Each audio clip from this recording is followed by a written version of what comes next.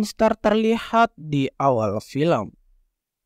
Dia telah datang dari neraka dan dia menciptakan kekacauan di dunia. Warna salah satu matanya adalah merah sementara yang lain adalah hitam. Buddha yang dianggap sebagai pemimpin spiritual, dia menarik kedua matanya keluar, sehingga perbuatan jahatnya bisa berkurang, dan sekarang Buddha ingin mengunci kedua mata tersebut di suatu tempat. Dia mengunci mata hitam ke dalam sebuah kotak, tapi mata merah lolos dari sana sebelum itu.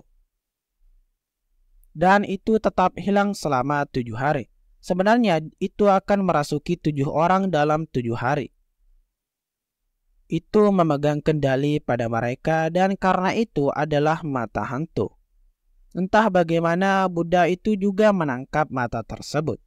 Dan itu juga dikunci ke dalam kotak pada malam ke-8. Dan kedua mata dikirim secara terpisah di berbagai penjuru dunia. Jadi kotak-kotak ini mungkin tersembunyi di kejauhan. Dan tidak ada yang bisa membukanya jika tidak monster bisa muncul lagi. Bertahun-tahun telah berlalu untuk hal ini terjadi.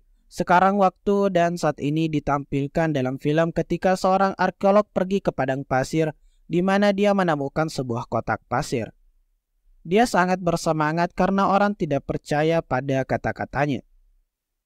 Fakta bahwa kedua mata monster itu terkunci di dalam sebuah kotak, mungkin saja dia bisa membuktikan di depan orang-orang bahwa dia punya mata. Dan itu milik monster. 14 tahun kemudian tahun 2021 terlihat. Bulan telah berubah menjadi merah malam ini. Dan malam ini disebut Blood Moon. Sekarang profesor itu memulai ritual. Dia menuangkan tetesan darah ke dalam api dan tetesan darahnya juga ada di dalamnya dengan darah orang lain. Jadi kekuatan mata itu bisa dibangkitkan kembali. Dia berhasil dalam ritualnya dan mata merah dihidupkan kembali.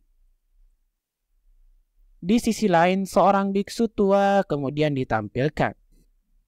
Dia merasakan bahwa kekuatan mata merah telah dibangkitkan kembali.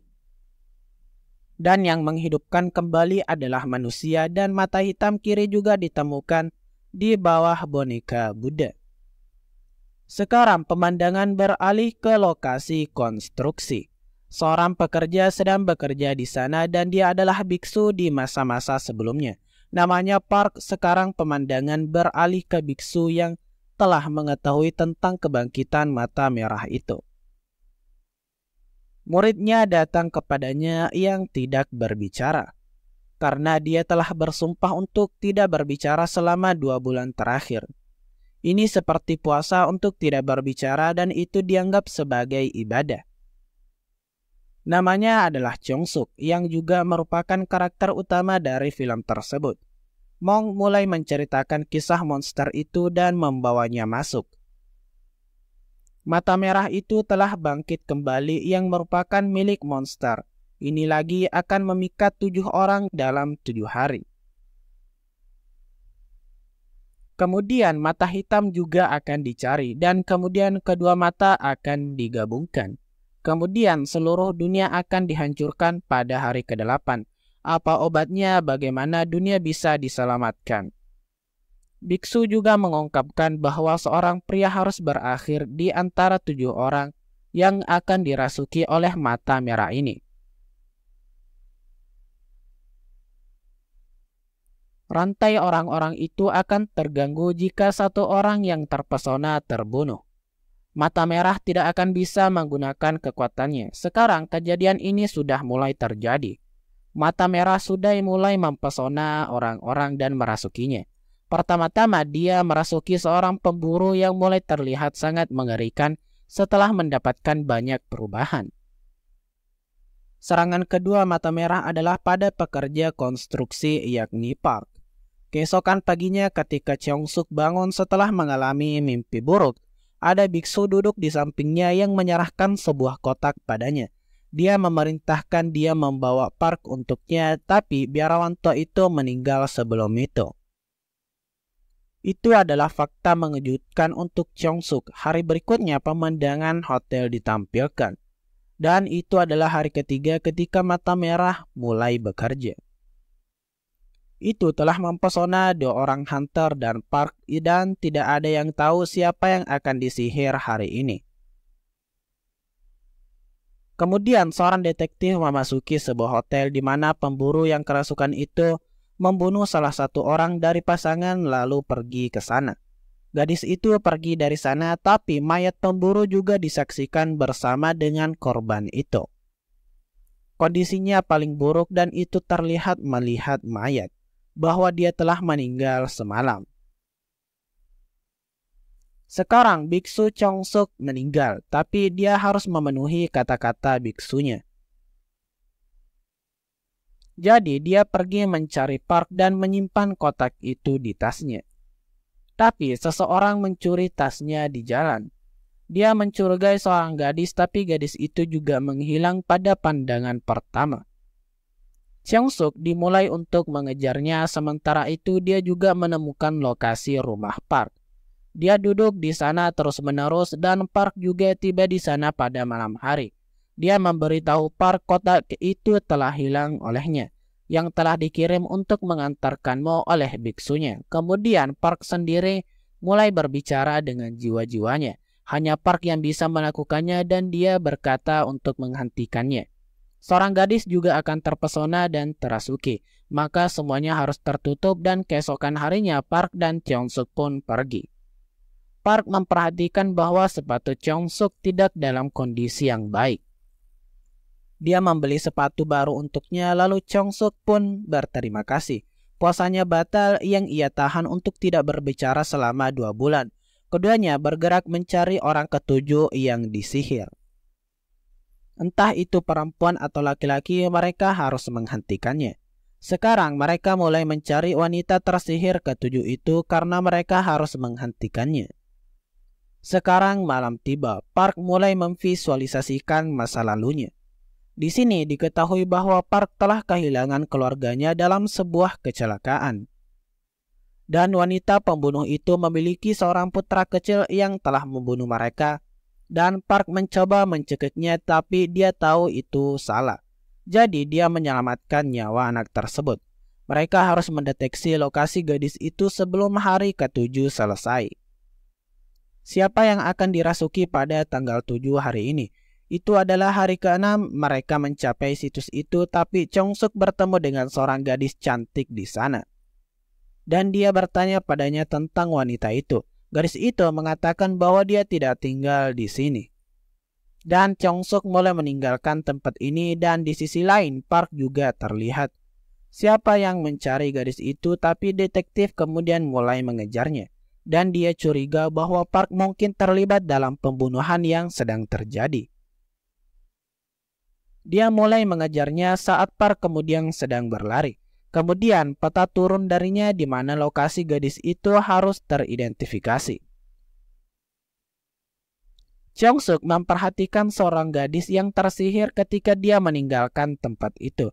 Dia juga telah terpesona dengan mata merah dan dia tampak menakutkan. Jadi Chongsuk segera lari dari sana. Chongsuk memberitahu Park pergi ke sana. Aku sudah tahu siapa gadis yang disihir tersebut. Kami akan saling mendapatkan akses padanya. Kemudian dia akan membunuh gadis yang situsnya telah terdeteksi sebelumnya. Dan Chongsuk juga mulai pergi ke sana sehingga dia bisa menyelamatkan gadis itu. Sebaliknya detektif juga mengejar Park. Dia mulai mencurigainya dengan kuat ketika dia melihat kapak di tangan Park. Bahwa dia akan membunuh gadis yang sama. Tapi Chongsuk membawa gadis itu bersamanya sampai di sana. Setelah itu Park juga tiba di sana dan detektif itu juga datang setelah Park. Pertengkaran hebat dimulai di antara mereka. Kemudian gadis itu muncul yang telah disihir oleh mata merah. Dia melempar detektif setelah mengangkatnya dan dia tersingkir. Di sini diketahui bahwa Park datang untuk membunuh gadis ini. Karena dia tahu bahwa dia adalah gadis yang kerasukan atau gadis yang ditemui Chongsuk. Dia menulis beberapa kata ajaib di kapaknya dan berlari ke gadis yang disihir itu. Jadi dia bisa membunuhnya, tapi gadis itu meminta penyelamatan dari suatu detektif. Detektif itu mengarahkan senjatanya ke Park. Kemudian gadis yang kerasukan itu menangkap detektif itu dari belakang. Sebuah mata mulai muncul di wajahnya dan tatapan mata yang sama tertuju pada detektif itu. Sekarang detektif ini kehilangan kesabarannya di sini. Dan dia terlibat dalam perselisihan dengan Park, tapi dia kemudian melarikan diri.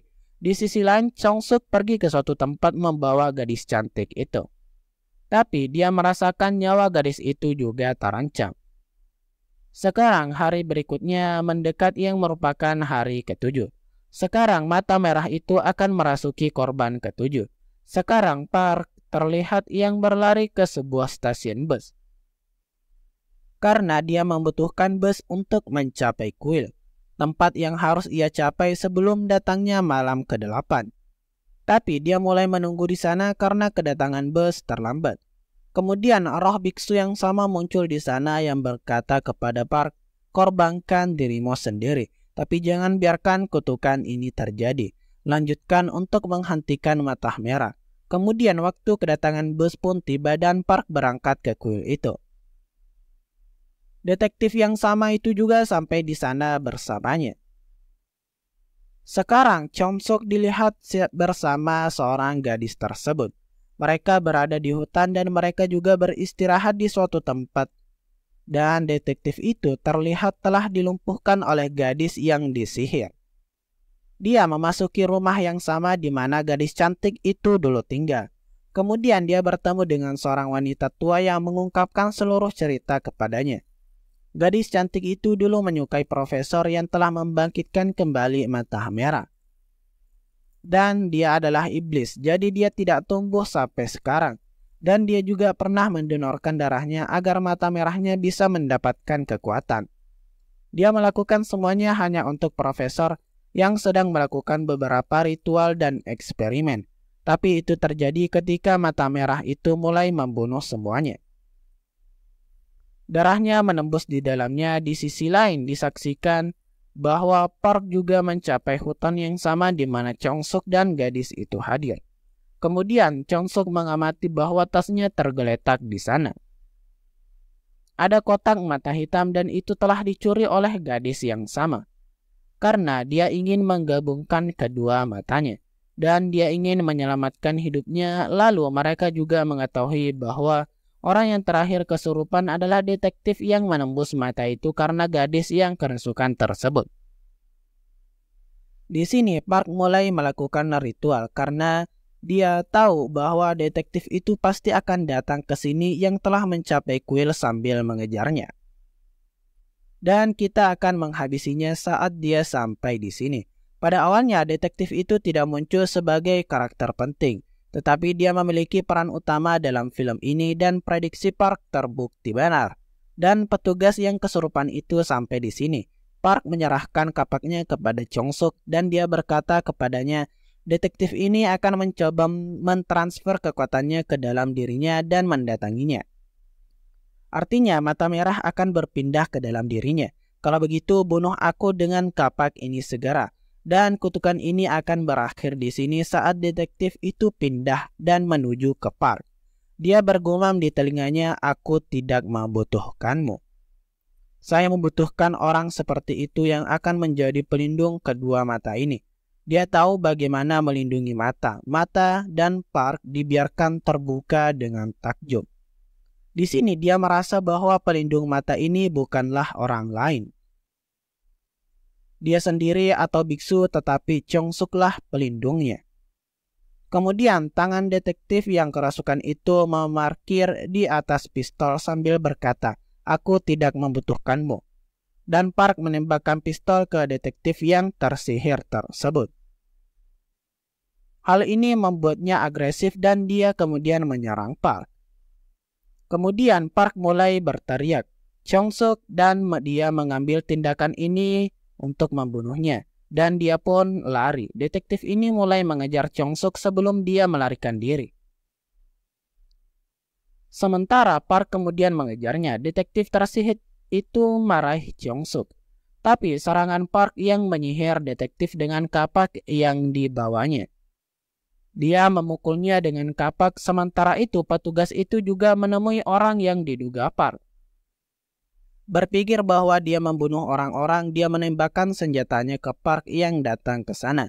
Dia tahu bahwa dia kemudian akan pindah ke detektif temannya yang telah terbunuh dengan serangan kapaknya. Tubuhnya sedang dikontrak seperti orang kesurupan lainnya, yang tubuhnya pergi ke kondisi terburuk saat mereka meninggal. Jadi sepertinya mereka tidak mati terburu-buru, tapi mata merah telah berpindah ke tubuh Cheong-suk sebelumnya. Cheong-suk datang setelah petugas itu. Mata itu kemudian muncul di dahinya. Dia membuang petugas dengan kekuatan penuh sambil mengangkatnya. Kemudian sebatang pohon menusuk tubuhnya sehingga dia mati. Cheong-suk membuka kotak mata hitam sebagai sebuah kutukan dan kesurupan. Jadi kedua mata kemudian digabungkan dan monster itu bisa bangkit kembali. Park kemudian meminta monster itu menyaksikannya. Jangan menyakiti Cheong-suk. Anda mungkin membawa saya sebagai korban. Kemudian monster kemudian memainkan triknya. Monster itu menciptakan ilusi optik. Karena ini Park mulai melihat Cheong-suk di usia anak-anak. Dia adalah anak yang sama yang akan dibunuh oleh Park di masa lalu. Dia adalah putra dari wanita yang sama yang telah membunuh keluarganya dalam sebuah kecelakaan. Park ini membunuh anak ini. Monster menciptakan visi ini sehingga Park dapat membunuh anak itu. Dan mata merah bisa keluar dari tubuhnya dan kedua mata merah dan hitam pun kemudian bersatu. Dan monster kemudian bangkit dan Park mulai menyentuh wajah anak itu. Dan dia mulai menulis sesuatu dengan darah di wajahnya. Karena ini adalah kata-kata ajaib, kemudian monster terbang menjadi marah dan monster yang ada di Cheong-suk dan dia hampir membunuh Park saat kemudian mau menyerangnya. Kemudian Park mulai membaca kata-kata ajaib. Akibatnya kata-kata ajaib yang tertulis di wajah Cheong-suk pun muncul. Ini mulai terbakar, jadi monster di dalam tubuhnya akhirnya keluar. Itu meninggalkan tubuhnya. Setelah itu monster itu telah merasuki tubuh Park. Cheong-suk mulai mengingat semua fakta karena dia kini telah sadar. Park itu ingin membunuh monster itu mengikuti perintah biksu yang terhormat. Dan dia siap mengorbankan hidupnya demi itu. Jadi Cheong-suk menyerang Park dengan kapak dengan tujuan untuk membunuh monster itu. Dan dia membunuhnya. Akhirnya monster itu terbunuh di sini lalu menghilang. Semuanya mulai datang pada rutinitas sebelumnya. Di akhir film terlihat Cheong-suk yang menutupi wajahnya. Dan dia adalah gurun yang sama di mana kotak mata merah tersebut digeledah sebelumnya. Dia kembali mengubur kotak itu di bawah pasir dengan harapan bahwa mata merah itu tidak akan pernah membangunkan kembali monster brutal itu. Terlihat juga bahwa belenggu Cheong-suk juga tidak terkunci. Karena dia juga mendapat kebebasan sepenuhnya. Dia menyaksikan hantu gadis cantik itu. Dan film pun berakhir.